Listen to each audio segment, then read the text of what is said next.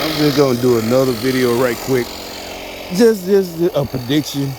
See that little thing? Obviously, I got a whole lot of gadgets because I like old Chevys, and so that's a leftover from the one they wrecked, that Blazer. And so anyway, the tire pressure warning came on. It's a cold day. It was like 30 degrees this morning, 31, 32. I've been known for reading car magazines that say 39, but reading car magazines, when it's real cold, it can change. If you got them, your tire pressure can change. So for a second, I was finna go to a shop right quick, and I forgot. I'm like, wait a minute, I got that in the trunk. Well, not the trunk, whatever. And and when I got out, you can see, if you ride on your tire with the tire pressure down, it's gonna wear out unevenly. And so that's why I had to, I'm like, shit, I gotta, do this shit.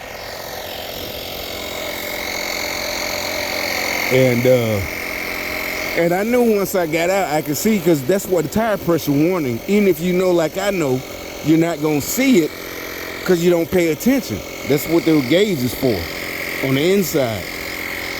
So, and really, like I said, I don't know, it's just me being old school.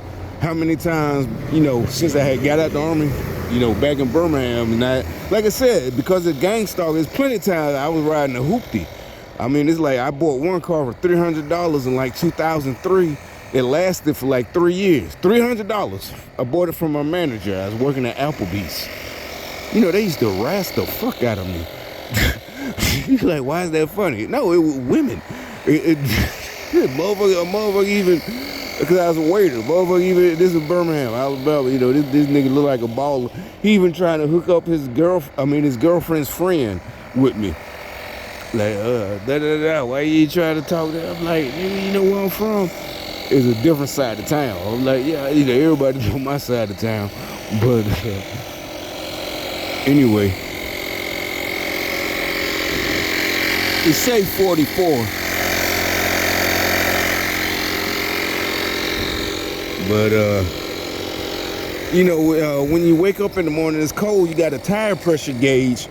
I don't know. Look it up yourself, because I can't remember exactly what it said. But maybe it was in Car and Driver. I don't know. But and it's not a bad reading. It's telling you, that it will go down.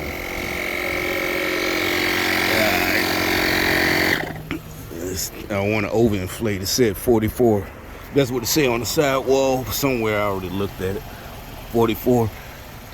But yeah, I was finna go.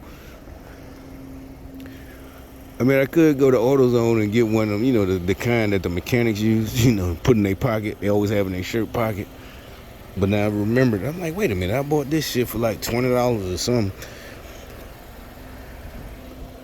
And actually, yeah, it worked before with the Blazer, yeah. In some rainy weather, and it's a rear-wheel drive. The beige one I just got rid of, but it's a rear-wheel, that V6, and it had a lot. It was raining, and it started sliding and hit the curve, and the rim jumped off the tire. It did. But really, all I had to do was lift it up, and I had that in the trunk. And for a second, I'm like, damn, I gotta spend money to get it towed, because it was at nighttime. When I looked, the tire's not busted. It just hit it off the rim, pow. And then I just, this is about 6 months ago, so I just jacked it up, pulled the tire back on, and put it in place like they do when you ever watch the tire changer at a Chevron or something. And I just started inflating it, and sure enough, it make that loud pop, pop. It just started loading up. And then I went the next day to a mechanic. And he was like, oh, no, it did look ugly because of the hitting the curve. But he's like, no, it's on there. It's not coming off. And I did it with that thing. But anyway.